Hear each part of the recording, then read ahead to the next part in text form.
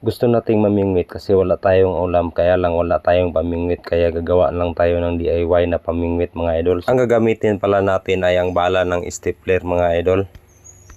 Tutulisin mo lang siya mga idol, tapos pag matulis na siya, gawin mo lang siya ng letter G. Tapos dyan sa imabaw, lagyan mo siya ng talian ng nylon para may makabitan ka ng nylon. Susubukan natin ito mamaya kung makakuha ba talaga ito ng isda mga idol. So ipapakita ko sa inyo mamaya kung makakuha ba talaga ito ng isda. Kanina pala may nakita tayong nylon, kaya ito na po yung gagamitin nating pangtali sa ating pamingwit mga idol. At pagkatapos nating itali mga idol, maghahanap na pala tayo ng bulate para pangpain mga idol. Kung nagustuhan nyo po ang video ito, paki-like and share lang po para sa tulong. So salamat po. So ayan na po mga idol, sinubukan natin. So ayan na mga idol, nakahuli tayo ng isda mga idol. So bunog ang tawag dyan. Gusto nating mamingwit kasi wala tayong ulam, kaya lang wala tayong pamingwit, kaya gagawa lang tayo ng DIY na pamingwit mga idol. Ang gagamitin pala natin ay ang bala ng stapler mga idol.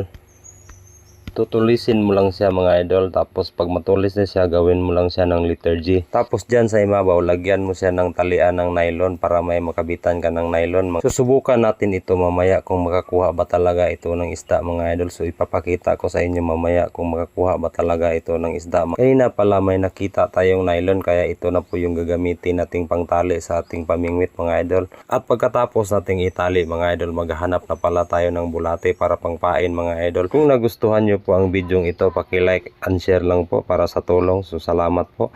So ayan na po mga idol, sinubukan natin. So ayan na mga idol, nakahuli tayo ng isda mga idol. So bunog ang tawag dyan.